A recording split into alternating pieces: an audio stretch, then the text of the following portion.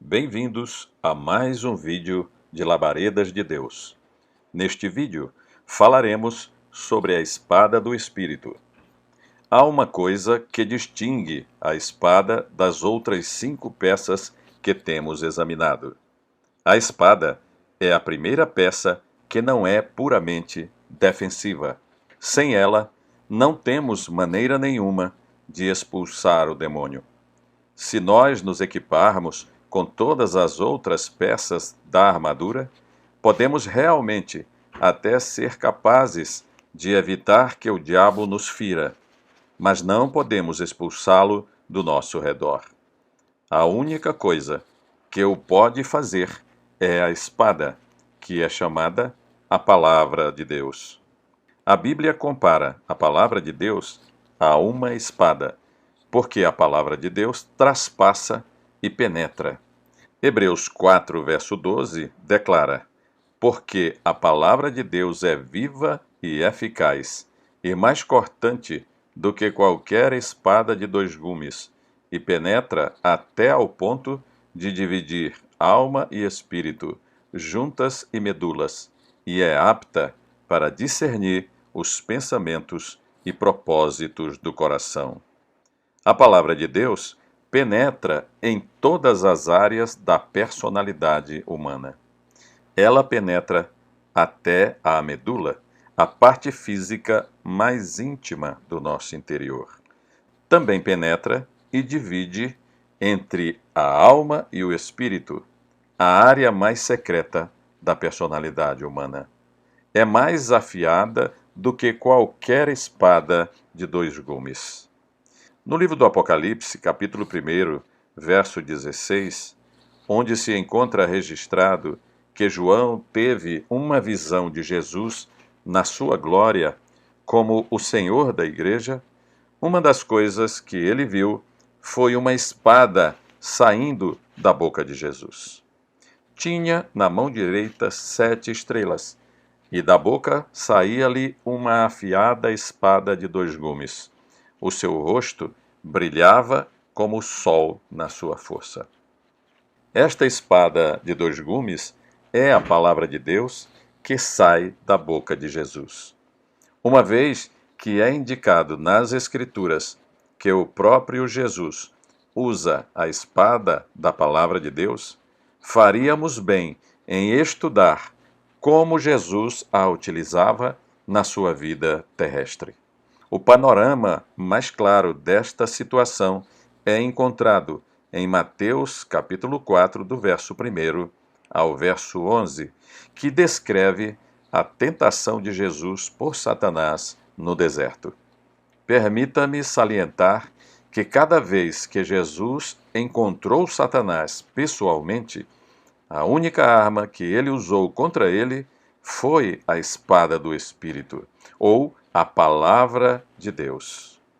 A seguir, foi Jesus levado pelo Espírito ao deserto para ser tentado pelo diabo. E depois de jejuar 40 dias e 40 noites, teve fome. Então o tentador, aproximando-se, lhe disse: Se és filho de Deus, manda que estas pedras se transformem em pães. Jesus, porém, respondeu: Está escrito: Não só de pão viverá o homem, mas de toda a palavra que procede da boca de Deus. Então o diabo o levou à cidade santa, colocou-o sobre o pináculo do templo e lhe disse: Se és filho de Deus, atira-te abaixo, porque está escrito: Aos seus anjos ordenará a teu respeito que te guardem, e eles te sustentarão nas suas mãos, para não tropeçares nalguma pedra. Respondeu-lhe Jesus: Também está escrito: Não tentarás o Senhor teu Deus.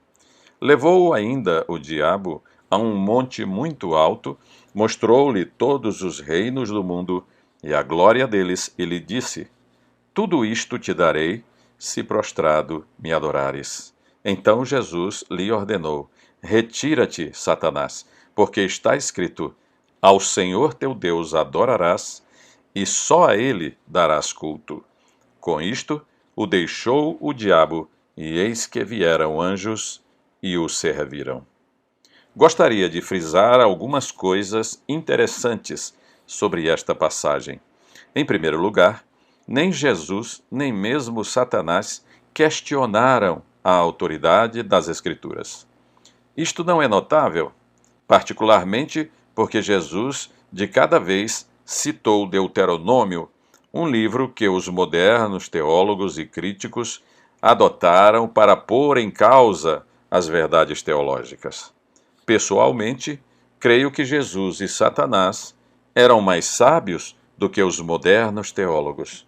Ambos conheciam a autoridade da palavra. Em segundo lugar, a base de toda a tentação contra Jesus era levá-lo à dúvida. Cada vez que Satanás começava com as palavras "se és", ele pretendia claramente provocar dúvida em Jesus. Em terceiro lugar, como já foi indicado, Jesus não variou o seu método de lidar com Satanás. Utilizou sempre a mesma arma da palavra de Deus contra ele. Está escrito, está escrito, está escrito. É importante sabermos que, efetivamente, o diabo pode citar as Escrituras, mas ele aplica mal. Citou o Salmo 91, mas Jesus citou novamente Deuteronômio. O diabo tentou usar a Escritura contra o Filho de Deus. Se ele o fez contra Jesus, ele certamente o fará contra si ou contra mim. Temos de conhecer as Escrituras minuciosamente, saber como aplicá-las e como lidar com o diabo.